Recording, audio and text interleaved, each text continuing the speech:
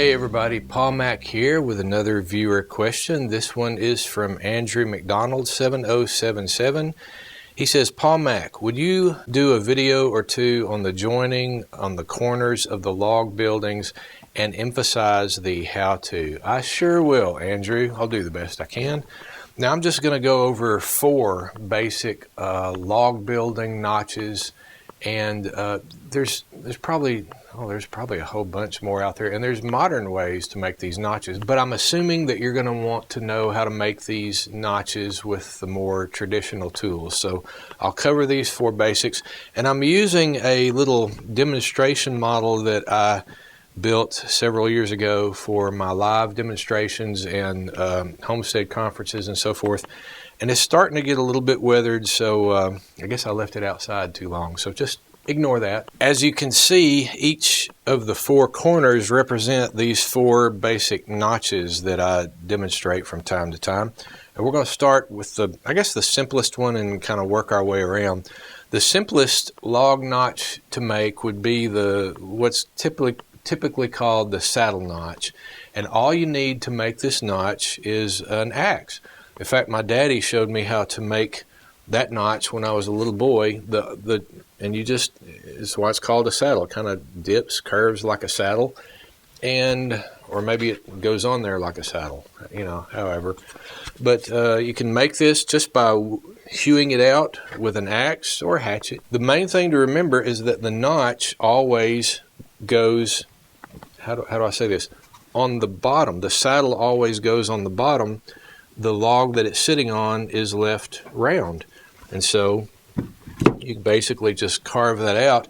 It's always easier for me to set the log before I start on the log. I'll set it across where it's going to go, how it's going to go, turn it how it's going to go, and then I'll put a vertical line with a pencil on each end.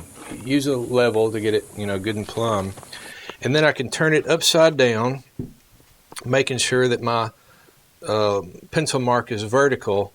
And you can, with a saddle notch, you can kind of eyeball it. I mean, you can use a scribe. You can draw the notch shape out based on how round the log is underneath it, and then just start whittling away and take everything out that, doesn't look like a notch. And then turn it over and keep fitting it. And then you're going to want to do the other side and just keep whittling on it till you get a good fit. And that's the saddle notch right there. And again, the main thing to remember is that notch is on the underneath of a log so that when the rain hits it, it'll shed off and it doesn't hold in that saddle like that. So that's the saddle notch. Secondly, we have the square notch on this side here. And the square notch usually looks square. A lot of times it looks square because you've got a square log. Well, I didn't hew this one square like I did the dovetail notch to show it, but you still get the idea. The square notch sometimes has a notch on the top and a notch on the bottom. When I made it, I just like the saddle notch, I made that square, I call it a half square notch because, I'm only cutting half of it. So the half square notch is on the bottom.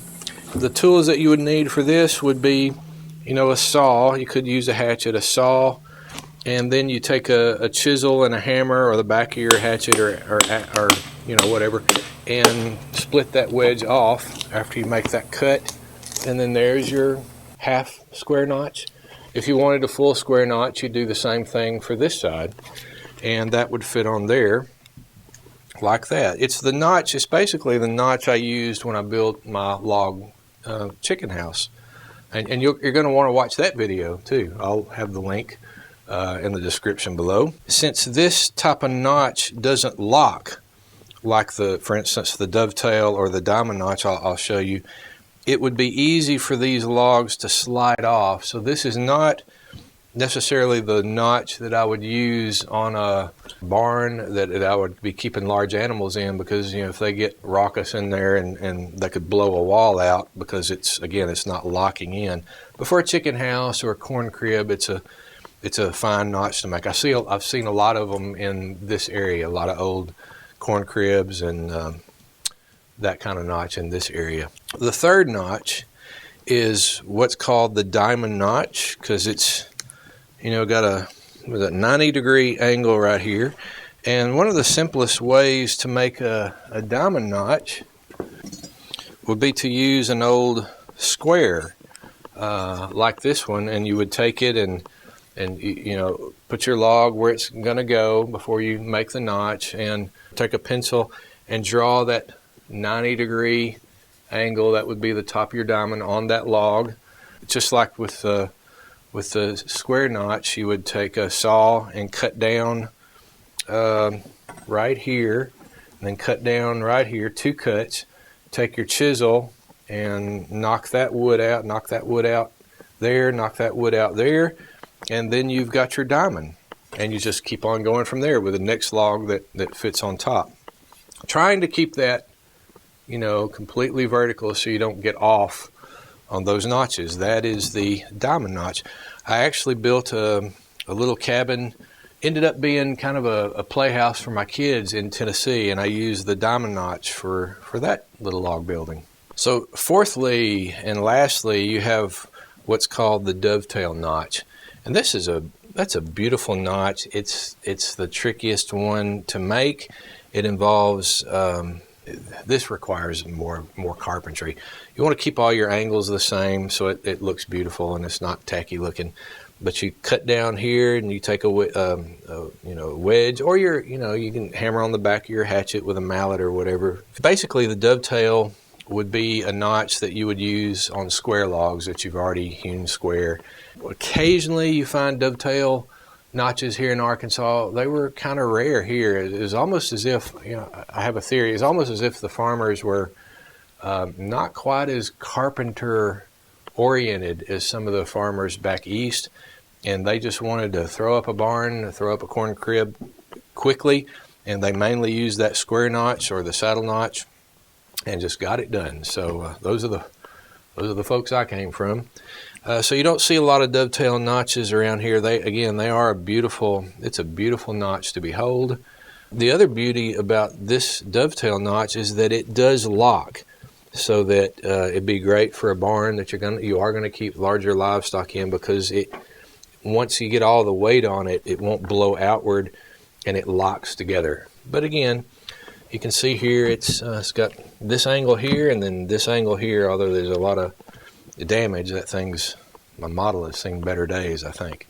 So anyway, the dovetail notch. By the way, on some square notches and some dovetail notch type log buildings, I have seen where if the trees are large enough that they will split the tree in half and use those halves on opposing sides of opposing walls. The only thing is, when you do that, you want to take one of them and flip them the other way. That's because, on most logs, there's a bit of a taper. There's one end is slightly bigger than the other end because that's the way the tree naturally grows. And so when you're building log buildings, you want to make sure that if you got the smaller tree end on this end, you want it on the opposing diagonal end the other way, so that as you're building them, you're maintaining somewhat a level structure. If you have all your big ends on one end, at some point your log building is going to be cockeyed like that. So you don't want that. So that's why you reverse those logs. Andrew, I hope that helps answer your question about the basic log notches. If you want more detail on particularly the half square notch, I encourage you to watch my video on the log chicken house that I built. Several little installments of that, particularly the one where I did the walls and the rafters, I think is the one. If you have anything to add about what we've talked about log notches, or tips that you've probably a log builder yourself and you've got some tips that you want to share with everybody, this is the place to do it. Leave it in the comment section below.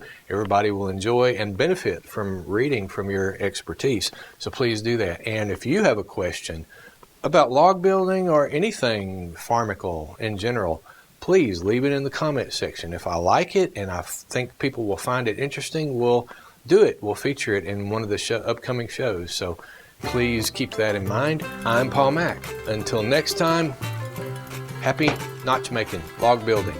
I'll talk at you later.